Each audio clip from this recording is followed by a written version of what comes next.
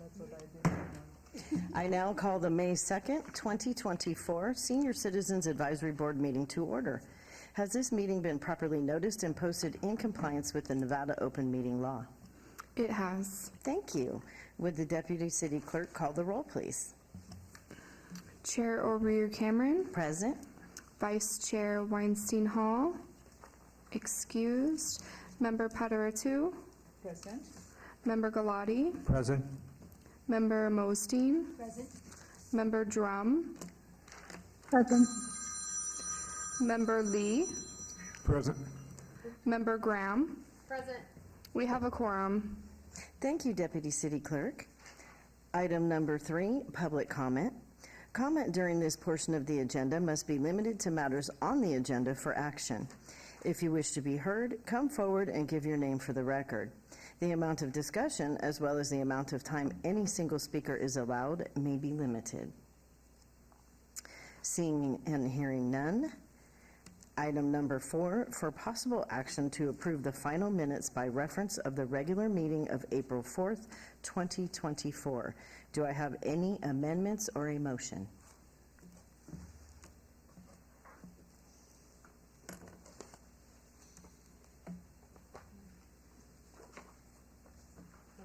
Do I have a motion? Yes. Go for it. I motion this. I approve. I'm sorry. Elizabeth, member approve. So Caroline Mosteen, Ward 6. I move that we accept the minutes as prepared for the meeting of April 4th, Senior Citizen Advisory meeting of April 4th, 2024. we have a winner. All in favor? Aye. Aye. Aye. Any opposed? So moved. Item number 5, presentation by Jessica Gibson, Director of Business Development with Comfort Home Health and Hospice regarding services and benefits for seniors, all wards. Can you come forward and please state your name for the record?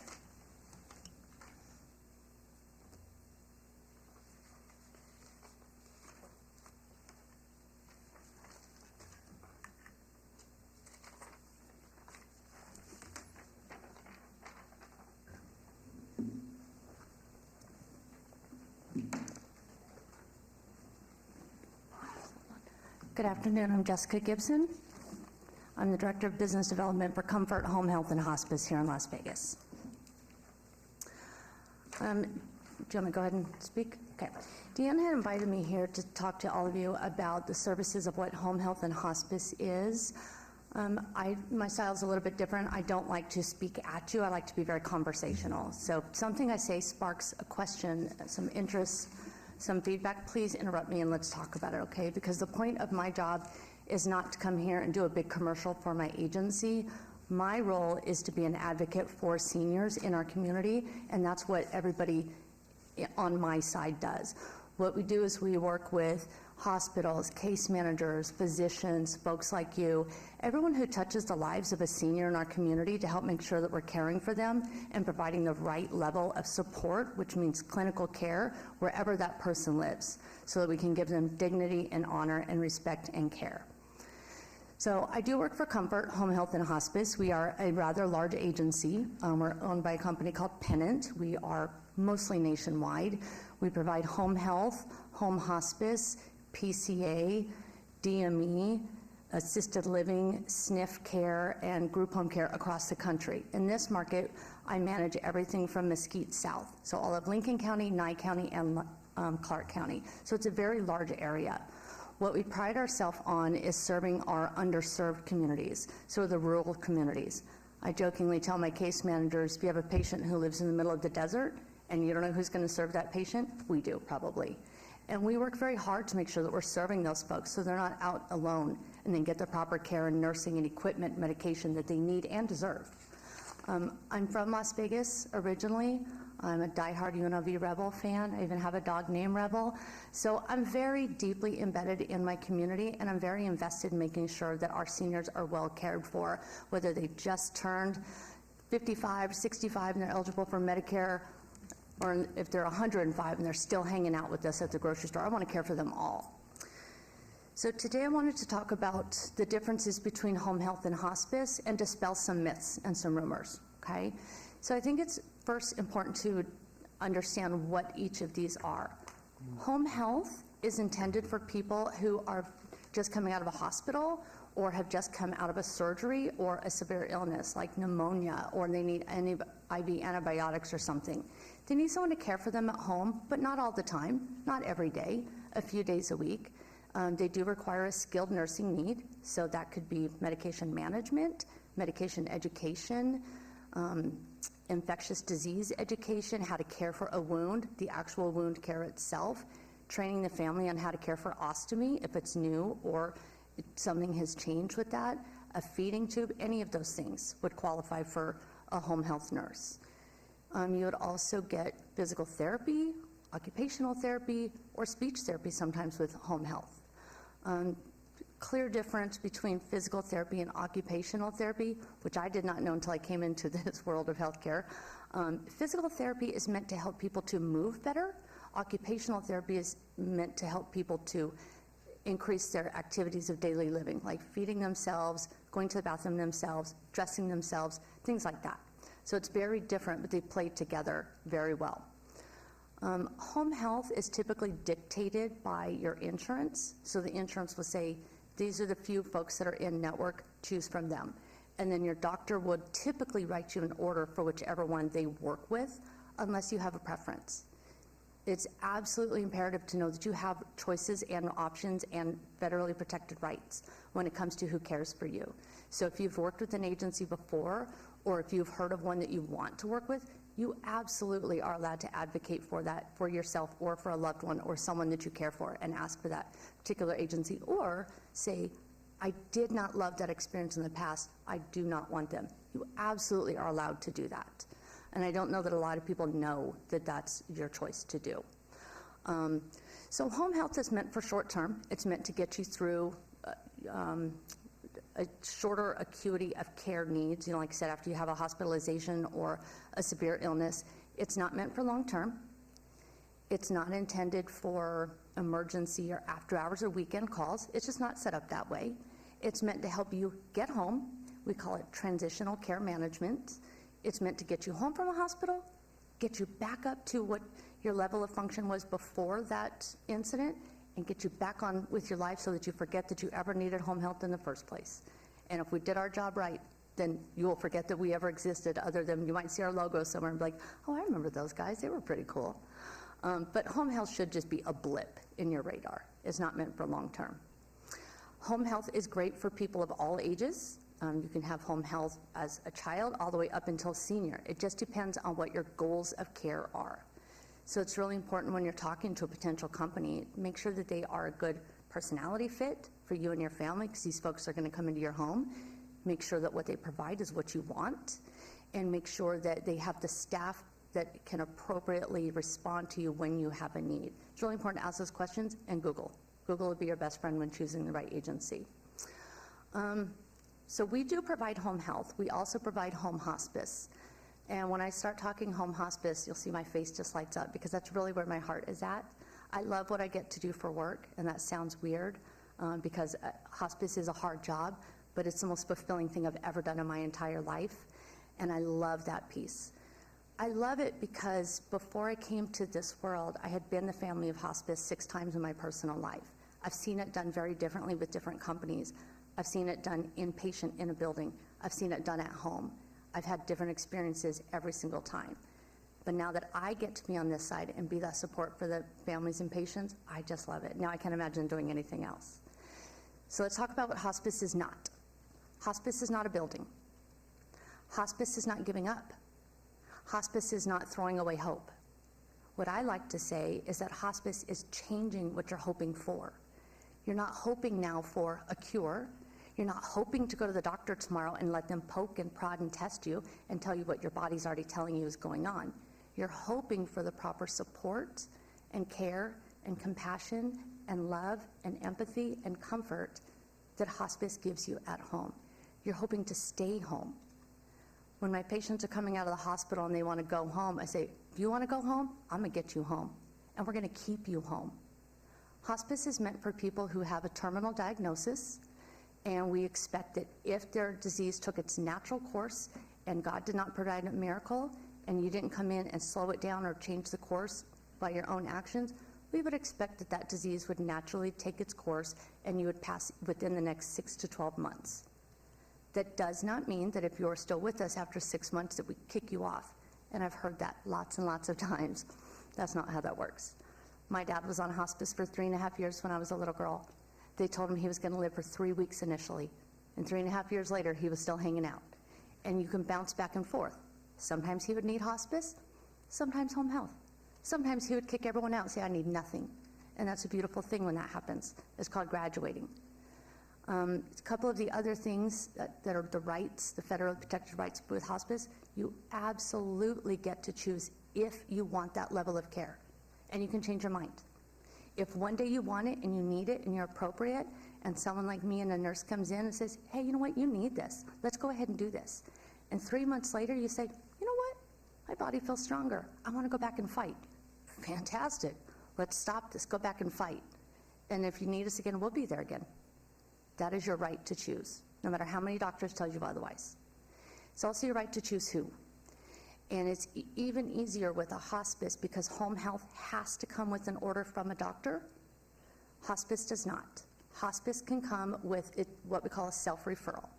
So if you know someone who is not feeling well, they're starting to have frequent urinary tract infections, they're starting to have frequent falls, they're sleeping more, they're eating less, they're remembering less, they're just different than who they were. They're losing a lot of weight, and no one's really sure why. Their coloring has changed. There's lots of things that are indicators. Doesn't mean that that person's going to pass right now, but it probably means that that's at least a good trigger for a conversation with someone like me. You want to talk to someone with hospice, the other protected rights, talk to a couple, interview a couple. You only get to do this with one person, one time.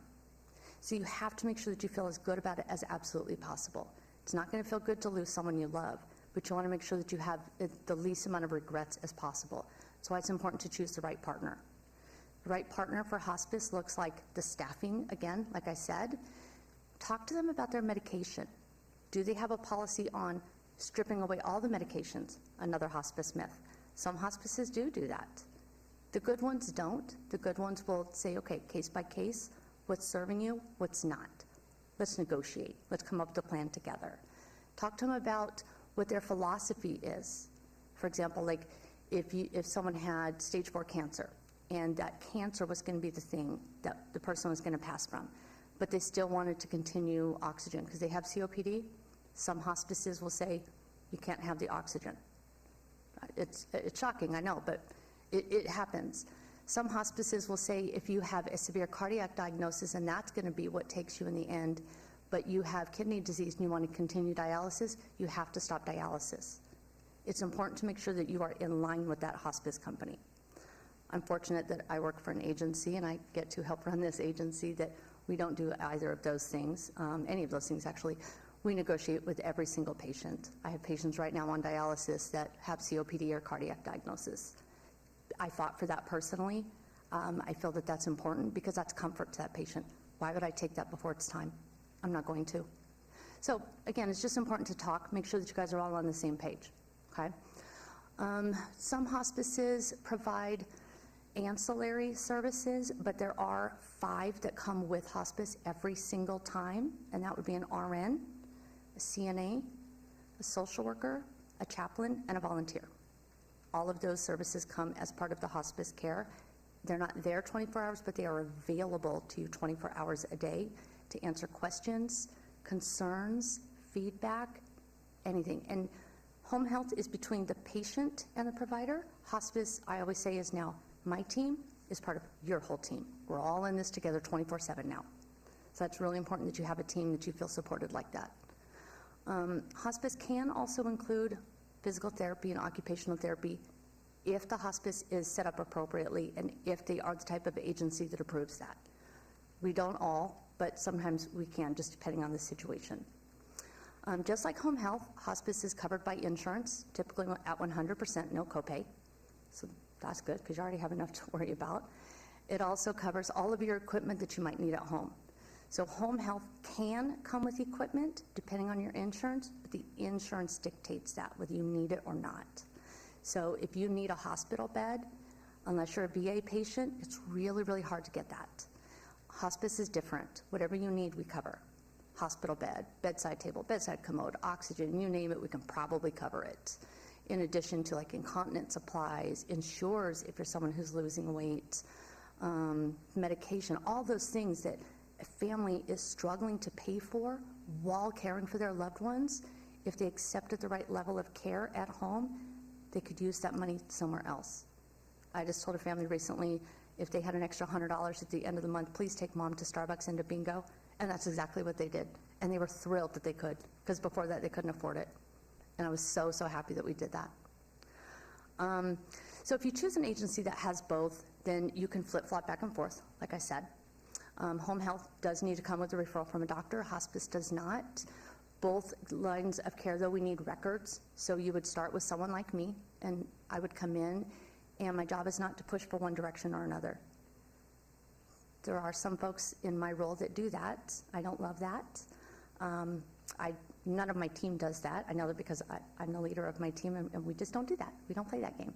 What we do instead is we try and help that person navigate those difficult decisions.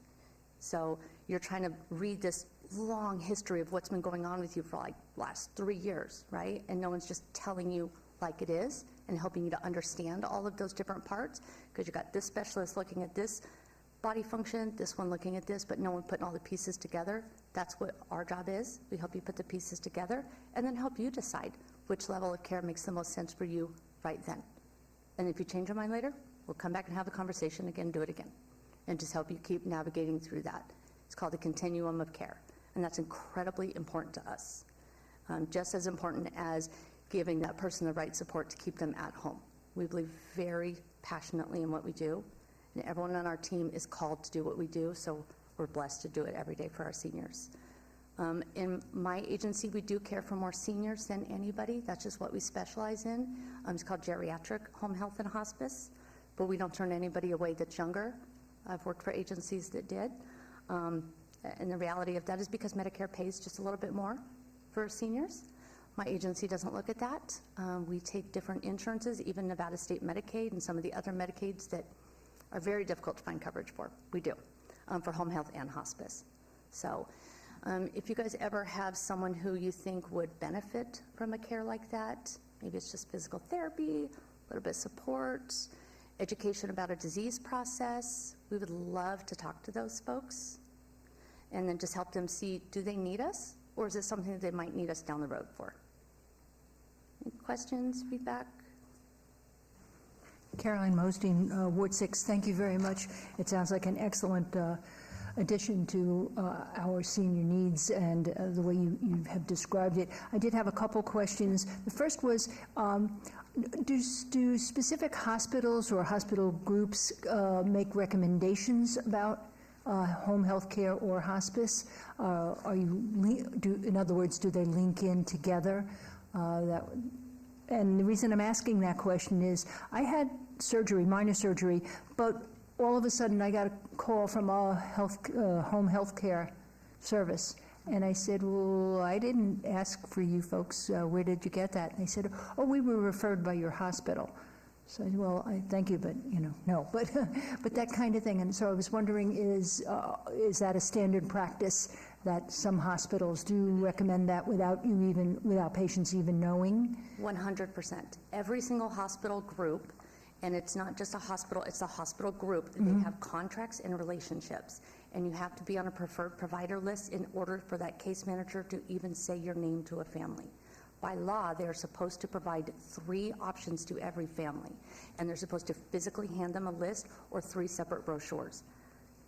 99.9% of the time, that does not happen that way. And that's for both cares? Yes, ma'am. That's interesting, because you're right. The first I got was a telephone call, and I was surprised. So, just checking on that. Yeah. The next is, would an individual's person's request be included in that Nevada health lockbox scenario? Would a person put that in? I don't know what that is. You know, it's interesting that you say that, because when I was in the hospital, I gave that paperwork to the admissions department. She said, "I've never seen this before." And I said, "Surprise." So I gave it to her. I'd have to pull my personal one out, but it was done a while back, and you put all your medical requests, needs, Oh, okay. and then there's a password that someone, that a trusted person can get at. It's particularly good for people who have long-distance relationships, so that someone can indeed get to your, your DNR and whatever your medical requests were. So I was just asking if you're familiar with that. Would that be the kind of thing that you would suggest to put in? No, so the best way to advocate for which agency that you want to choose is just to say, I don't want them, or I want, and then name the one that you want. So usually a hospital, like I said, you have to be on a choice list in order for them to even present you as an option. But if you already know who you want based on a previous experience or someone that you don't want or whatever, you have to tell that case manager. Sometimes it can take days for a case manager to come and see you, though. So if you're in the hospital for a short blip, 2 days, you might never see that discharging case manager. So they might not ever come and ask you for your choice. Right. And so going in with that information is good, but it's more helpful to your family and your friends who are planning things for you once they get you back home, because the social worker is the person who's going to take the time to go through all of that with you, not the hospital case manager. Okay, because I was thinking about some person going into hospice and maybe not being able to, or at that point, being capable of advising their interests. Sure. So that's why I was thinking about, if it went into that particular area, Yeah. that it was totally available to a trusted person, It's which not. could even be the hospital at that point.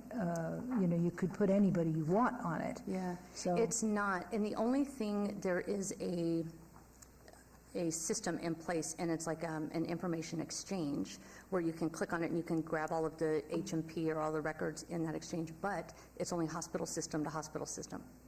So think about it like Salesforce, right? Like some of you guys have used Salesforce or CRM like that in the past, right?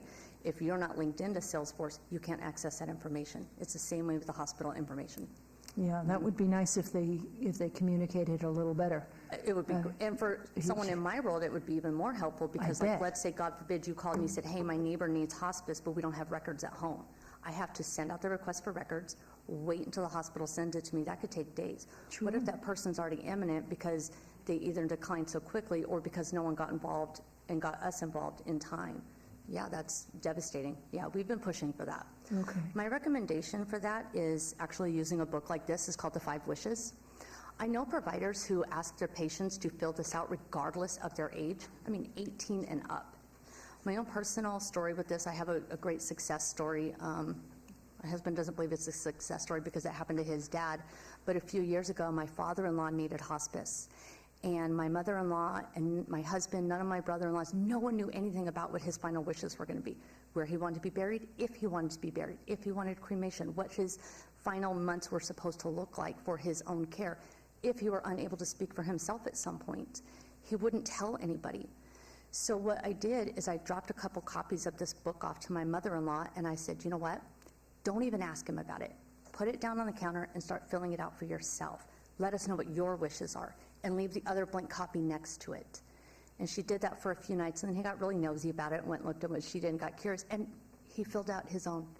And that's the only way we got to know what my father-in-law wanted.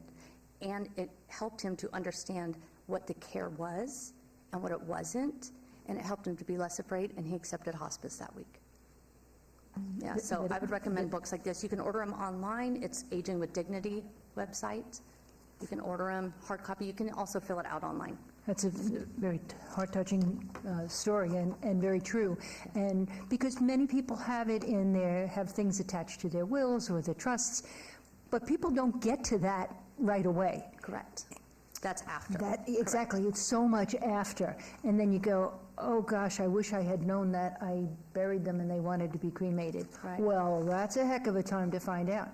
It is, but it's also, I like to remind my families also that you're not asking your parents or your grandparents or whoever it is for information that's not going to help you.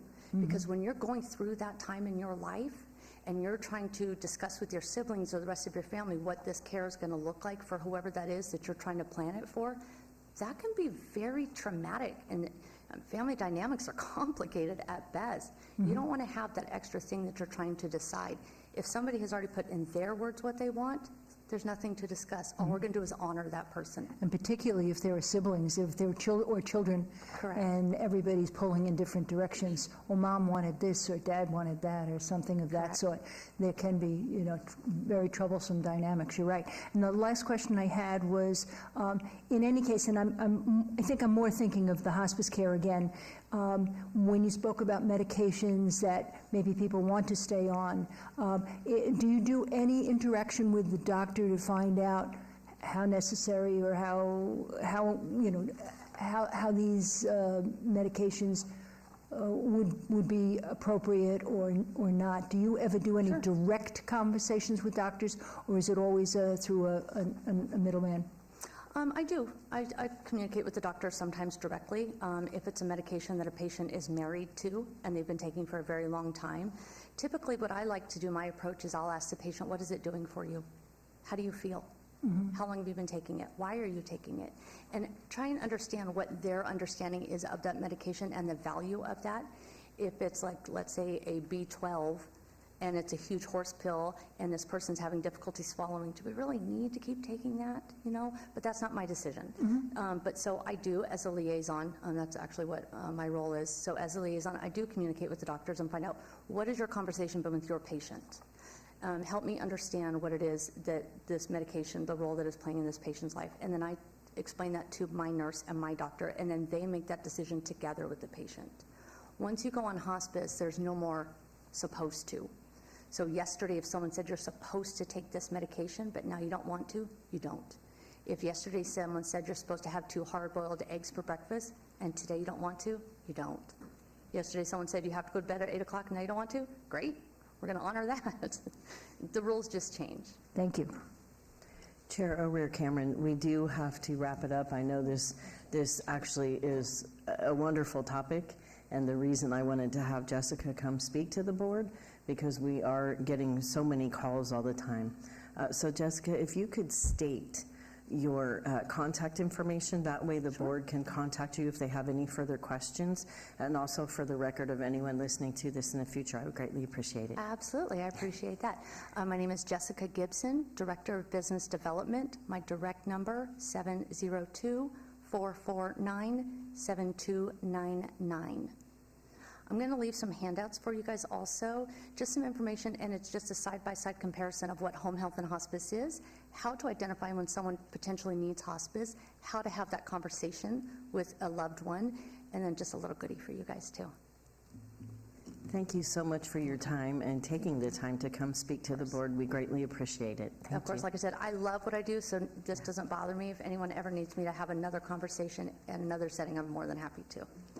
And I will say, too, that she is great with resources. She and I both have learned so much being in this industry, and she has actually helped Gregory and I in the past. I think it was during the pandemic, too. Oh, yeah. And she was actually able to help us get some information, from the hospital, various things, because of her position that helped us to understand the situation. So please keep her contact info, and don't be shy to call her. Yeah. Thank you. I know we have to wrap up, but real quick on that, for a community resource, someone in my position can help you guys. If you have a patient, or if you know of someone who is no longer safe at home or does not want to stay at home anymore and they need help with placement, we help with that all day long. Group homes, assisted living, skilled nursing facilities, whether they have income or not, Medicaid pending, that's fine. You just have to have someone who's willing to do the work and passionate about it, and we'll help you. Someone who needs DME at home, they have no finances, we know those resources. They need Meals on Wheels, we'll help them. We help with all of those things, not just a medical clinical piece. Yes, thank you. I just have one question. So we got to wrap it up, Vito. As far as relationships, your company and the hospital, and in other words, how would a patient reach out to you? Or is it could be anybody when you say, I want hospice care. So I was just wondering does it depend on the hospital? No. Once you decide that you want a particular company, you just tell the case manager that you want that company, and they should send the referral and records directly to that company. If you're at home and you're not at a hospital, or you're not talking to your doctor, or maybe you haven't seen a doctor in a long time, you can just call me directly, or you can call any hospice directly. But the number that I gave is my personal cell phone number. Everybody in the community calls that number. I'm just wondering, as far as any patient would have no idea, not having heard your presentation, and someone deems that hospice care is needed. I'm just wondering, usually it will be a pick of the drawer, or how does it happen? The case manager usually blasts it out to multiple agencies at one time, and then depending on the insurance, or depending on how quickly the agency sees it, they'll just accept it, and then they'll go back and they'll read through. And then you still can't, for a lot of hospitals, we're not allowed to contact the patient or family until the case manager books us and then gives us permission to go in and talk to that patient, which is kind of the backwards way of doing it, because if you're asking someone to care for you at the end of life, but you haven't had a chance to talk to that person and vet them and make sure that they match with your needs, but now the case manager has accepted and booked it and they're sending you home with that company, it's a little mismatch. So it's worthy to do some research, whoever is going to make a decision. 100%. And that's the part that the public is not educated. Obviously, I'm not. They're not. The I best. just learned. Yeah, my recommendation is to Google. I have lots of families and patients that actually leave us very honest reviews, and I'm forward. I ask my patients and families, regardless of what your experience was, good, bad, or indifferent, please leave us a review so other patients and families can find us. Just Google. An interview, you have the right to invite agencies in to your home or into a hospital, so then you can choose who you want. In terms of educating the community before that, because someone who's outside of this conversation, the best way to help our community is to just get the information out there. Start talking about it. Let people know you have the right to choose. You have the right to choose who's coming into your house to care for you, regardless of what that level of care looks like, and you have the right to choose what level of care that is. But we just have to start talking about it and being really comfortable about that. Gregory Gray for the record. I just wanted to clarify that if you are uncertain of the services that you're receiving, or whether you are a patient or someone that's concerned about a patient, you are welcome to call the care coordination line here at the city, 702-229-1200. Myself, Olga, Joe, we have worked with Jessica in the past.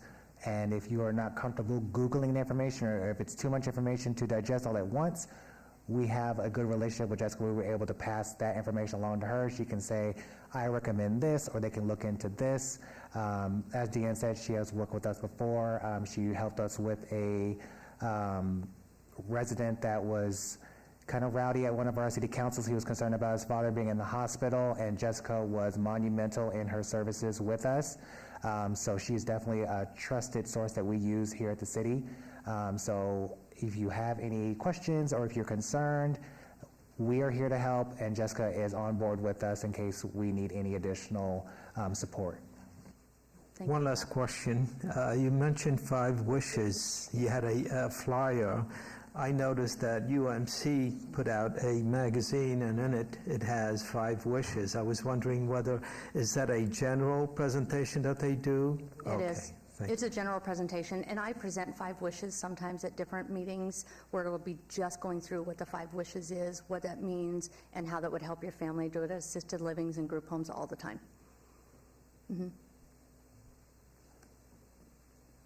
Thank you. Thank you, We Dan. appreciate I'm your gonna leave all time. this for you guys. I can see this was a great speaker for today. We have a lot of questions, and it clears up a lot of things. Okay, item number 6, discussion for possible action regarding eligibility parameters for the Senior Recognition Award, all awards. So I know last month we were discussing several companies that were brought to the table, and a lot of questions were coming up about parameters, about who could be nominated, et cetera.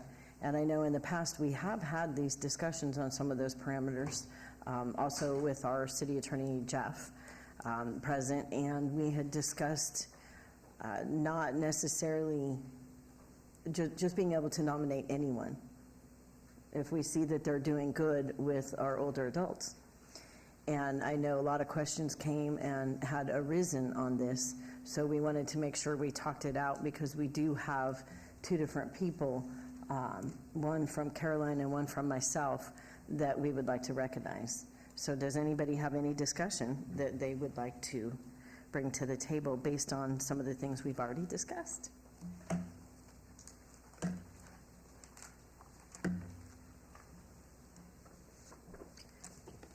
So as far as the parameters, I'll go ahead, Chair O'Rear Cameron, what is everybody's thoughts on, should there be any limitations? I know in the past, we had recognized somebody that was employed with the city at one of our senior centers, and there was a few people who would oppose that. But the majority did vote that we do it, so let's start with that. Is there any type of opposition to how we give this award out, or parameter, if you will?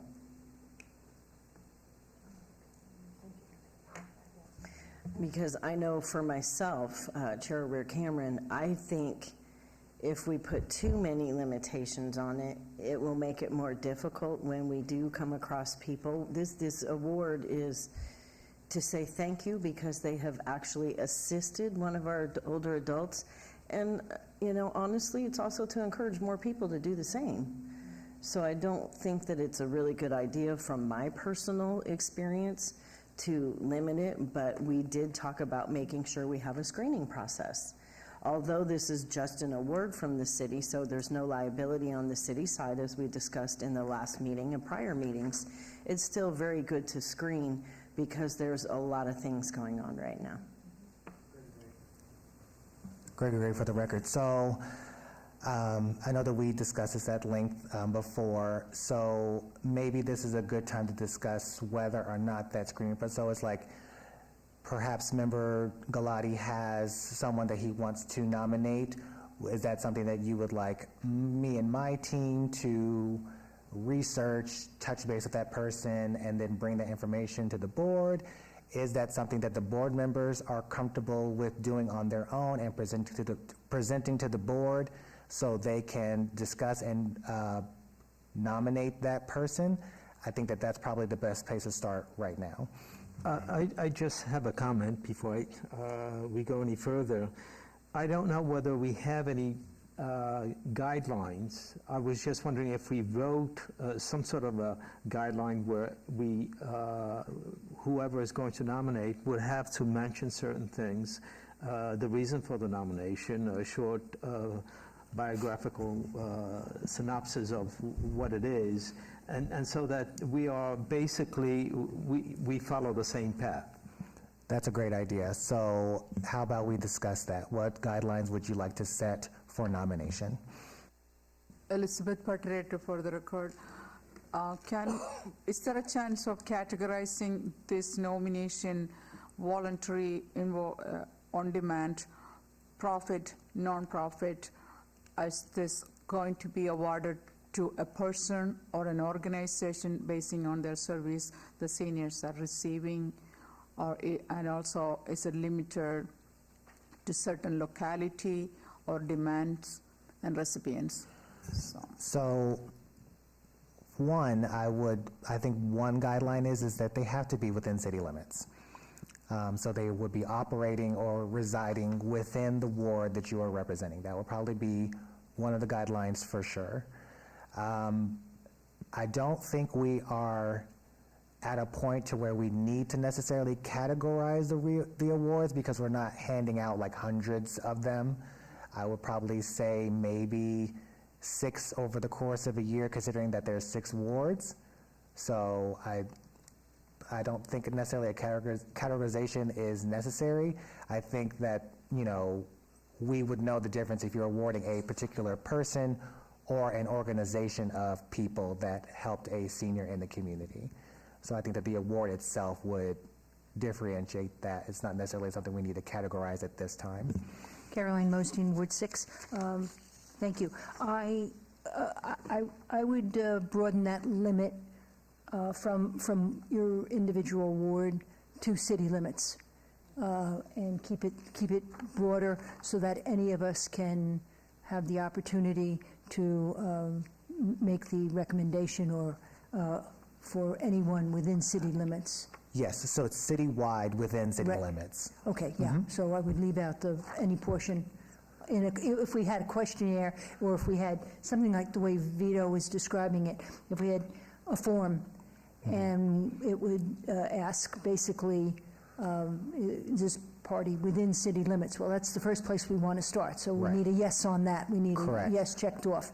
Right. Then I don't have an objection to Elizabeth's suggestion or request.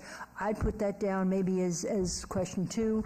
Is it nonprofit, profit, Right. organization, individual, only just for informational purposes? Right. That we would have as part of our discussion, not necessarily to be used for anything further beyond that? Right.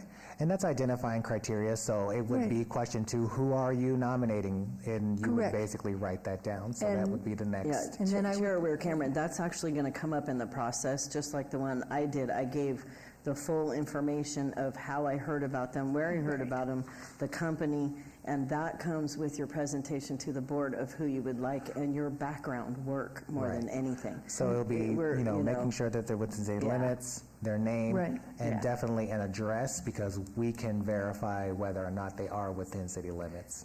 And Chair Weir-Cameron, also, when you said the wards, what I think for clarity that Gregory is saying is, if it's someone that's in your ward, even if someone outside of it recommended, we obviously want to put you in the mix because it's in your ward. So that's kind of for clarity. Is that correct? That's how we've done it, I know, way back. Right. Caroline Mosdeen again, Ward 6. And I totally agree with what you're saying, but I realize what you're saying about background and that it would come up in the background. But I do like Vito's idea that form, that the initial form is more direct, more bulleted, so that it's just easier for us to prepare. And then when we get to the spot that says background, okay, we can refer to any portions of it. But I like that because then as we present, we won't be all over the place presenting this piece of information, oh, I didn't do that, or that piece of information somebody else has more detail on. So I kind of like the detail that Vito has suggested. Exactly. Unless I'm saying it wrong, Vito, please correct me. Chair Weir-Cameron, we're actually saying the same thing. We're going to have the guideline, it'll be on there, and that's your background work. We'll be making a Yeah. form for you guys, so you guys will Yeah, have it and then readily that'll be- available. Yeah. I was just wondering whether we will need some time, all of us, to sort of brainstorm as to the guidelines and so forth. And Gregory, we don't want to let all the work on you. I'm just wondering whether we can have a special session or get together to do You don't have to this. worry about overloading us, we're here to help. So Yeah. whatever you guys need, we're definitely willing to step up to the plate. So it's not a matter of overloading us, it's part of our job, we're happy to help in any way, that's why we're here. And that's what this discussion is about, so that we can move forward, because we do have 2 people between the 2 of us on the plate, and Caroline's has been for a while. The one that I brought was in the news, and I definitely want to encourage more contractors and people of, business side of things to get more involved, because they can be our eyes. And that's beautiful, because people who are advocates, nonprofits, they're already doing that. So that's why it's so important. And I think for guidelines, we've already talked about, first of all, city limits. There's no category, but of course the guideline form will have that. So obviously you would want to know the person, the company, obviously the reason for putting them forth, what was the act of, kindness or whatever it was that they did. And then from there, we can build on that, right? Who benefited from it? Because we may want to see if that older adult can make it, how nice would that be to have them here as well? And, I think things like that are what our guidelines should be. And then we can build upon it without making it too difficult. Right. So for the record, I have city limits, which would include the address of the person or company, so that way we can verify that they are within City of Las Vegas city limits. The name or company of the nominee, the nomination reason, bio/background, so a little bit of background on what they do, the type of services that they provide, if they are providing services, and the person that was helped. Was there anything else you wanted to add to that?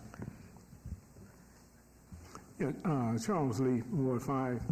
Now, what happens when you have an individual in the neighborhood, or just in the ward, that's helping seniors, but then their background is not good? It's not a background check, for one. I would base it, so if it's an individual, I guess depending on the conversation that you're having with this person, it's like, oh, this is Val, he's a city attorney, you know, he works for the city, and in the spare time, he's helping seniors at Doolittle Senior Center. He helped one with a legal issue, and we want to nominate him because he was able to get one of the seniors out of a legal quandary. It doesn't have to be too elaborate or, but just something to convey who the person is, what they do, how they helped, to give the board a better understanding of why that person is being nominated and what they did to help that senior. Does that help? Chair Cameron, I think in that case, Charles, that would be why we do, you know, like Vito recommended, the form, and then give it to Gregory and the team, and then they can help do a little bit of the background, because it would really depend on what the background is that you're talking about that may not be, you know, as savory or whatever have you. That way we can just bring it to the board in that case. That's the whole point of getting the info, having them look into it, bring it to the board so we can make the decision, you know, based on all of the information. So I think it should also be case by case, where if you have a situation like that, we can go a little deeper, right? We can go a little deeper to make the decision, and that's the point of discussing it on the board after the form. So as far as the process goes, I would recommend that if a member or chairs are looking to nominate someone for the Senior Recognition Award, that they submit the form to the best of their ability, and it will be emailed or given to myself or Olga from my team. And basically what we will do is we will review the form, and we will follow up with the individual being nominated to clarify any gaps or and get some clarification on the nomination itself. So by the time the next meeting arrives, you guys will have a copy of that nomination, and you can vote whether to recognize the individual or not. Caroline Mosdeen, Ward 6. Number 3 on your list, Gregory, what they did, and I think if we want to add the second half of that, and who benefited, for whom did they do it, so that we would have, as Deanne said, the possibility, you know, of having that person, or even a statement from them, or something of that sort. And then the other part is, I think we got up to number 4, was your bio background. Number 5, I would kind of like to see, where did each of us learn about this? Was it on the news? Was it something that was personally observed? Was it a neighbor who told us about it? Where did we find out about this particular instance? And then, just as a head start for you, because I know I had done it last year and maybe won't have to do it in the future, but if we could include at that same time any investigation that we did, so that it would give you the head start. Oh, okay, I have contacted XYZ, and this is what they told me, or here's their statement about it. And I think that could be helpful. So that's the 5 that I have. Chair O'Rear Cameron, also, I know in the past we also made sure to identify what ward and did bring it to the attention of that particular council person for that area, just in case they did want to come to the ceremonial portion. I'm not sure what everybody's thoughts are. Well, yeah, just final comment here. As far as endorsements, should we have a statement there that this is not an endorsement of any kind from the city? I think the attorney might have to comment on that. So as representatives of your ward, you are representing the city, and if you are nominating an individual, then yes, it will be a representation of the city. So as representatives of your ward and your council person, you are abiding by that as a representative, that you are nominating this individual. So it is important that you are doing your due diligence, as we are going to do our due diligence to make sure that we are verifying the information that you're providing and contacting the people that are being nominated to ensure that everything is above board. Carolyn? Oh, I'm sorry. Referring more to if they are connected to a business, and it could be used, and we are recommending a person, not a business, which they might be connected to, Right. and their services. That's what I'm thinking of. So we've discussed that it could be an individual, it could be a business, it could be an individual working for a business. And I think that it's commendable for them to be able to say that, hey, I was recognized by the City Senior Citizen Advisory Board for helping someone within our community. It does give them a leverage of credibility within the community, and I think that that's also important. Just like Deanne said, we want to encourage others to help seniors, but we also want seniors to feel comfortable reaching out to those individuals, knowing that they are there to help. So I think it's a two-pronged tactic on both ends. And so if it's a matter of trust and you are concerned about the well-being of seniors or business practices, then maybe that individual should not be up for nomination, in my opinion. Caroline Mosdeen, Ward 6. I think we've made great progress.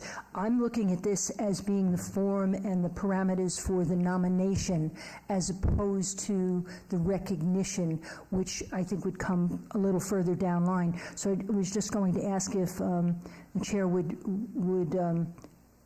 maybe clarify the need for notifying the ward council person. I would think that we would be doing that after we voted for the recognition, as opposed to getting that together for the nomination. If you don't mind clarifying that, I'd appreciate it.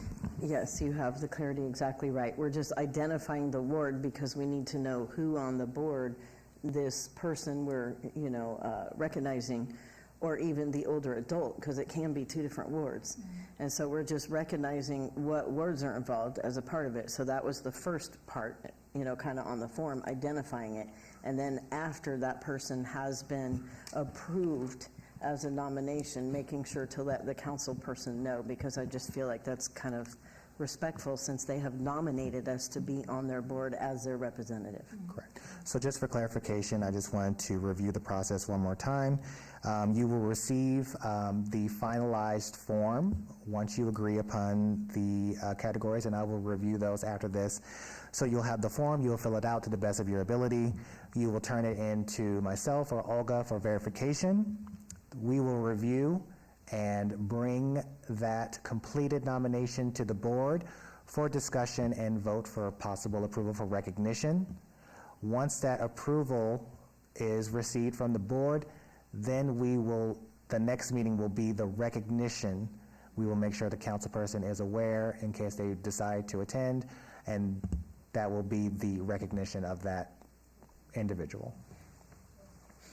So just to review those categories one more time, I have city limits / address, so we know that they are actually within city limits, within your ward, the name or company of the individual being nominated, the reason why they're being nominated, a brief bio or background, who was helped, possibly testimony from the individual that was helped, how this nomination was referred to you, if it was something that you found or someone referred it to you.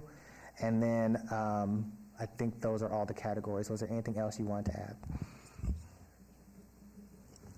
Carolyn Mosdeen, Ward 6, that's exactly where I have on my notes, so looking good. Looking good. So now, Val, do we make a motion since we've just agreed on these parameters so that we can move forward, or does it need to go on the next agenda? You can make a motion. Okay. So as outlined by Gregory Gray, Is there anyone that would like to make a motion as outlined so that we can move forward on our Senior Recognition Award?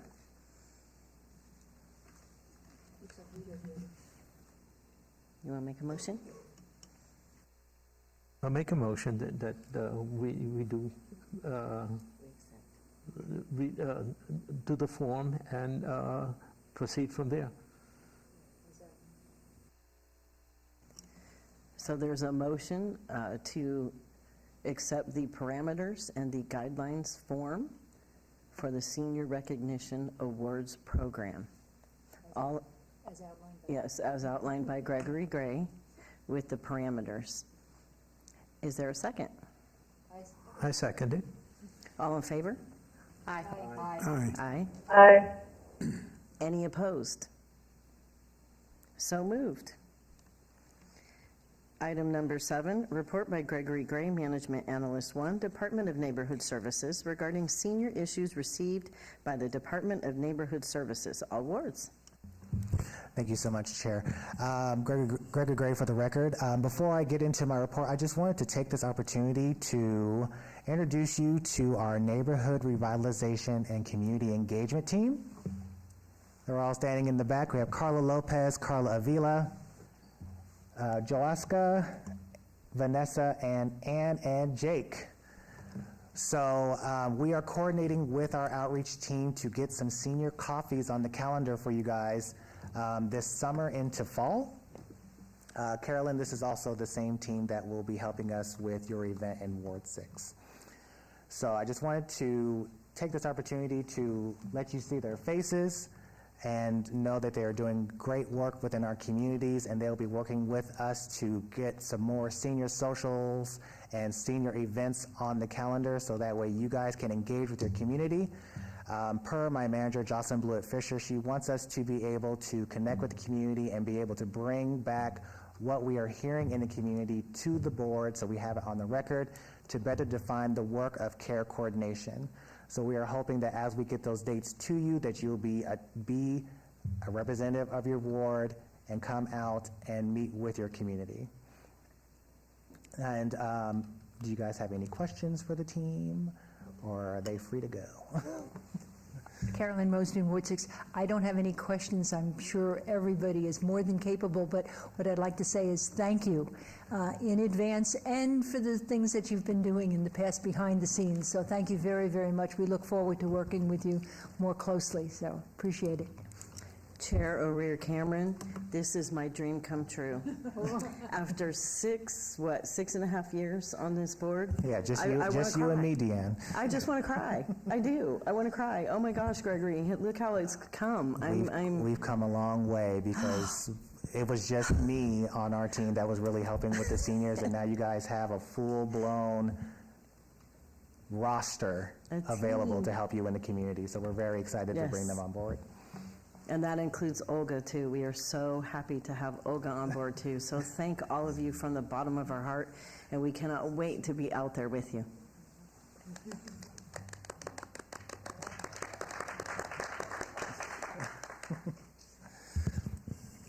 Thank you, guys. So good news for Ward 5.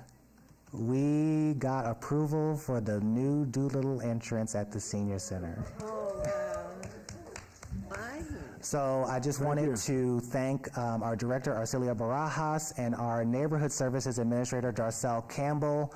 They were able to find guidelines within HUD, Housing and Urban Development, to approve the new entryway for Doolittle Senior Center. And so I just wanted to be the first to announce we let the Senior Center staff know, and we're looking forward to the completion of the new entrance. Thank you. So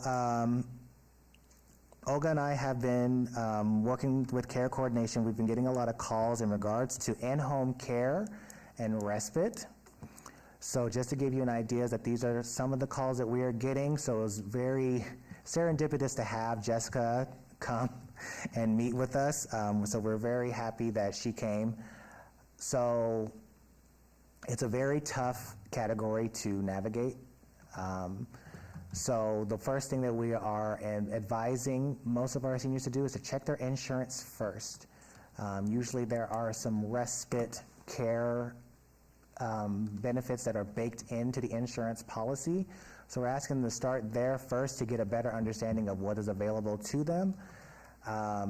We'll definitely be looping Jessica into those conversations moving forward, so that way we know what else is available to seniors within the community. Because anything else beyond that is considered an out-of-pocket expense, and most seniors are on a fixed income through Social Security and don't necessarily have a budget for in-home care. So we want to be able to be as diligent as possible when referring them to services. So far, they have found benefits within their insurance, and they are working around with it. We had a veteran spouse that called. She was able to verify that there was some respite care available through his insurance, and the VA is looking to help him with in-home health care as well. Some are not as fortunate as others, but we definitely will do our best to help people that are calling the care coordination line. And that's all I had to report at this time. Thank you. Well, it was quite the juicy one today. Thank you. Oh, it needs a celebration. Item number 8, report by board members regarding senior issues and events within their council wards and at large, all wards. And we have Ward 1, Nicole. Hello. Busy month. April, I know the past month in March, councilmen met with the Red Rock Harley Davidson over their annual event, so that was a great turnout over issues and concerns for the annual event coming up. Great contacts for the neighborhood between Buffalo Coalition and the Rainbow neighborhood, giving them contacts, letting them know the speed limit, right? They will observe the speed limit that is posted. Also, how to track what the side streets are and keeping that down as well. So really great turnout for that one. Some events that are coming for April, we have the Rainbow Family Cleanup in the park, which is coming on this weekend, May 4th, so the 4th be with you. So of course it's fun for Star Wars. Dress up in gear, that is from 9 to 11. Also on May 11th is Art in the Park at Rainbow Park, and that is from 10 to 4. Also another great event for family and the kids and everyone just to get out. It's a beautiful time this time of year before it gets too hot. We have the, coming up also May 9th is the Vintage, which was a really fun Vintage Vegas. It's the 90-plus banquet for honoring seniors 90 years of age and older. So that's a great event coming up at the East Las Vegas Community Center from 3 to 5. So that will be available. And we have, and that is all I have for Ward 1 at this time. Thank you. Thank you. Ward 2, we have Vito. Yes, connected to the presentation somewhat to seniors and the legal aspect of it, the guardianship seminar reappeared again in Ward 2, was done on the last month on the 21st. It's always worthy to point out, quite a few are not aware of it, of the legality that it entails, and the form that should be submitted and filed to protect their dwellings. Also, Art in the Park, Bruce Trent Park was on the 23rd. It's always a wonderful occasion to get together, and it's always wonderful to see that park being in use. I just happened to go there the other day, and they were having some festivities and a large turnout. It's nice to see. Sahara West Library, every time I go there, I'm more and more impressed of the offerings that they have, and not to mention the fine art exhibits that they put out. But they had a wonderful music ensemble last Saturday, and was 99.9% seniors attended it. Which is wonderful to see, and hopefully we'll continue to do that, and I urge that to increase whatever it is there, because actually the library serves as a senior center, the cultural center for the community. Also, I received in the mail UMC Lifelines. It's the first time that I received it, and I was impressed by the free courses that they have. I was just looking at one section, wellness classes, and first aid for burns, first aid and CPR for pets, to mention some. But then they have a section on senior celebration events, Creative Flow, the FBI Internet Elder Fraud, and one of them is 5 Wishes is also there. If you have a chance to, I received it on the mail, but I'm going to send them a little something to let them know perhaps they could put it in the library. It's worth having. The other thing is I will be attending the Award to Breakfast Buzz. It's coming up in the middle of the month. And again, it's always a worthy occasion to talk to the seniors that attend there and the community at large. Thank you. Thank you. And Ward 3, we have Jennifer. Hi, Member Drum here. Olivia Diaz, throughout the month of March and April, was out with some senior pop-ups into our senior citizen communities in Ward 3, just so that she can hear what their concerns are and hopefully address them all. So she's been out and about and very active. Grateful for that. The other thing, in our downtown area command, we have a new captain, Captain Adam Seeley. He is here. He is very excited to be in the ward and is ready, willing, and able to help any citizen, but especially our senior citizens. That's a quick update from Ward 3. Thank you. Thank you. And Ward 4 is myself, Chair O'Rear Cameron. So I was able to attend a senior community celebration, and it's really a big deal. It was Desert View Senior Living. Out of all of the communities that this corporation owns, this particular one got what they call the Flag Award, and only one other community in another state had done that achievement. That is 95% efficiency in all areas. It is an assisted living and memory care, and that is a big deal.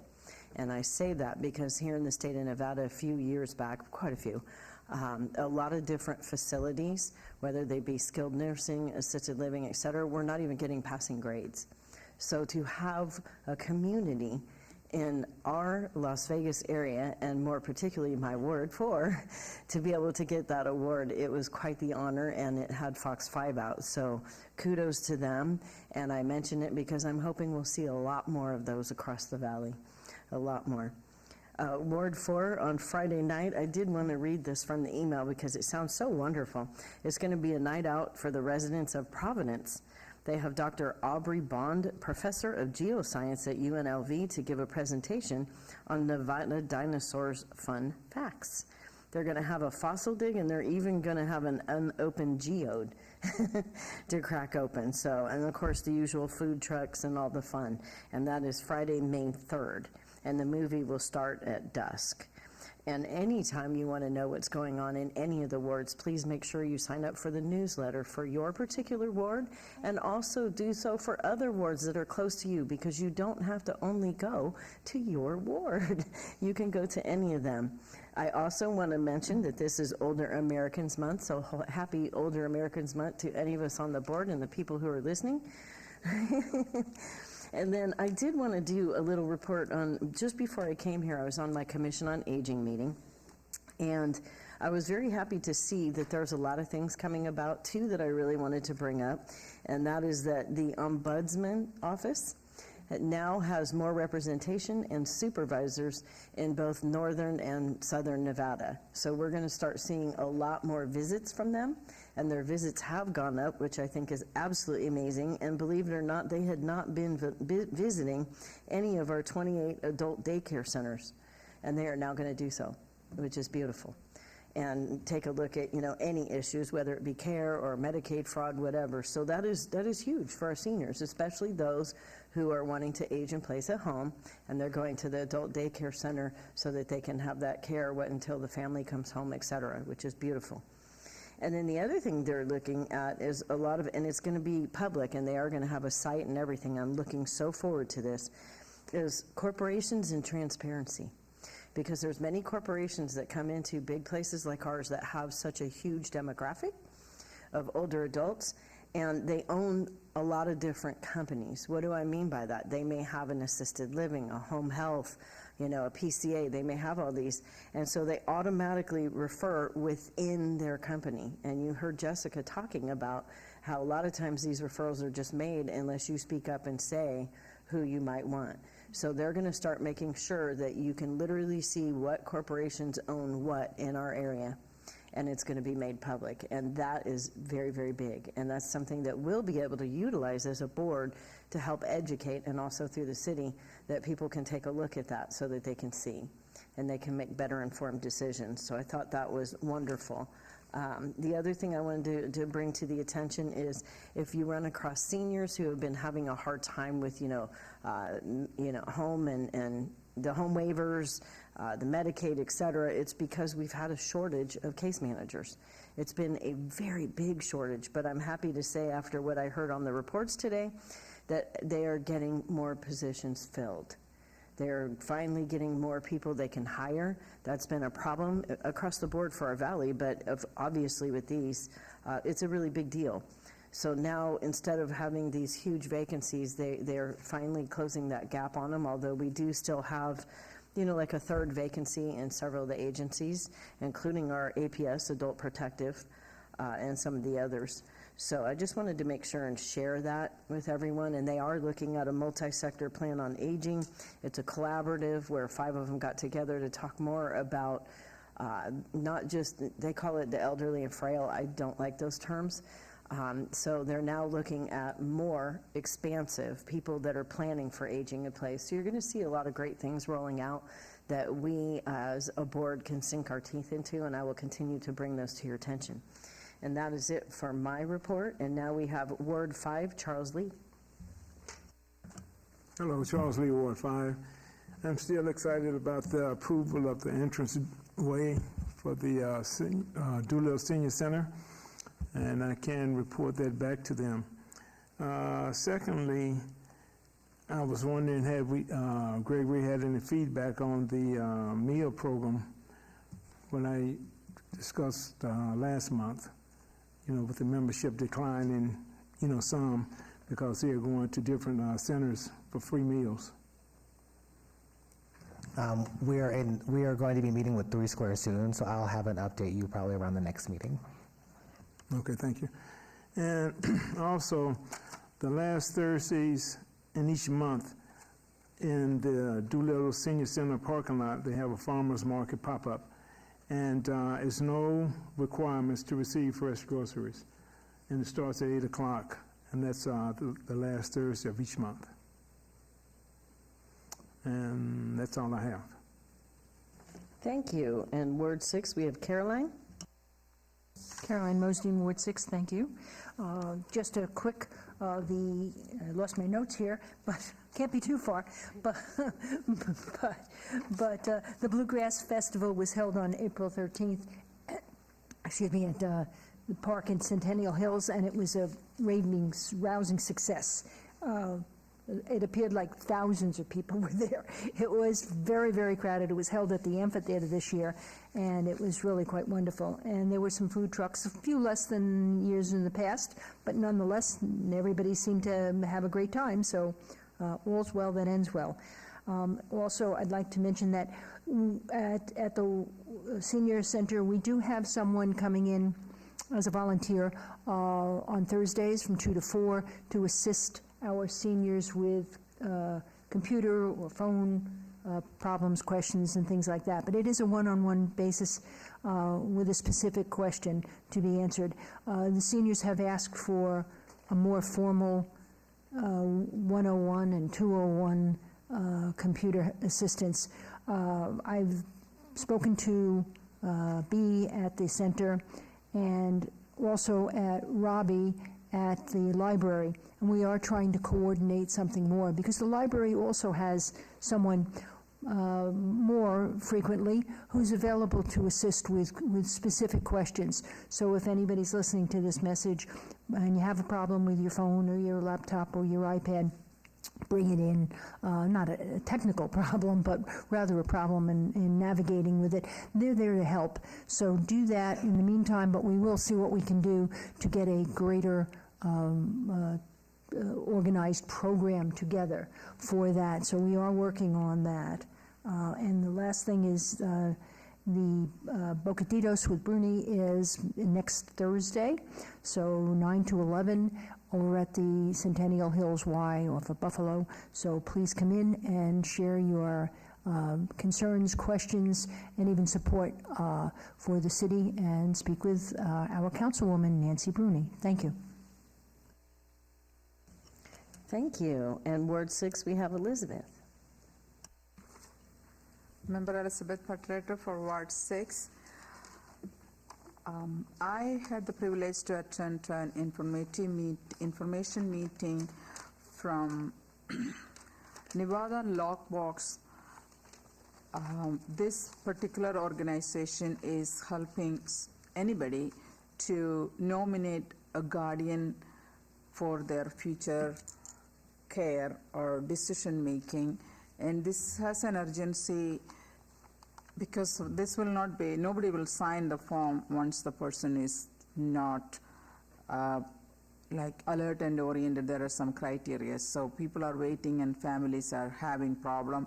Or there is an organization called a private guardianship, and we heard about it so much in the past, and they are still existing, and they are ruining families and their estates. So that was a very helpful information meeting. Very few people attended. It was done by Victoria Seaman at her Summerlin office. I would like that type of informational meetings, maybe one at an hour event, so that everybody will be equally educated, and then maybe we'll be able to go to individual wards and talk about it. It's very important, because I know from not my personal experience, but from the public experience, that even if we have a trust, this box, the nomination for a guardianship,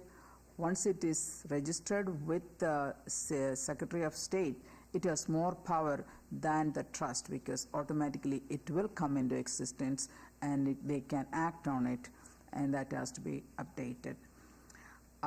The Centennial Hill Seniors Center is going to have their lunch next Wednesday. That will be May 8th, and the theme will be Colorado,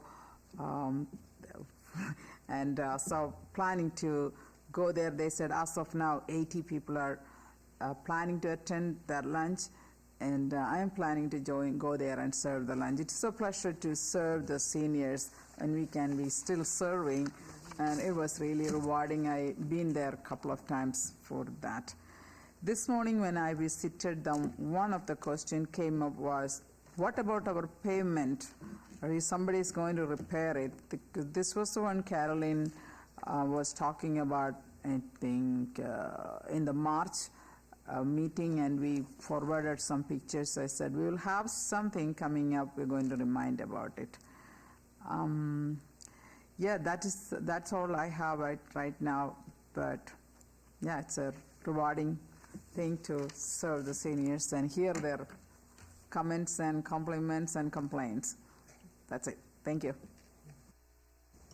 Thank you. Item number 9, discussion for possible action regarding next steps and future meeting topics of the Senior Citizens Advisory Board, all wards. Does anyone have any future meeting topics that we have not already given to Gregory and to the record? We knocked one out today. That's good news. Anything before we move on? Okay. Item number 10, citizens' participation. Public comment during this portion of the agenda must be limited to matters within the jurisdiction of the board.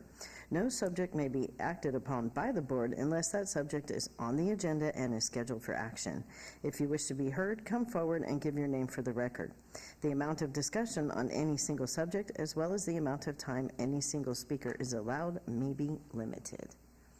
Seeing and hearing none, our next Senior Citizens Advisory Board meeting will be on June 6th, 2024, here at City Hall and Chamber Councils. We are now adjourned.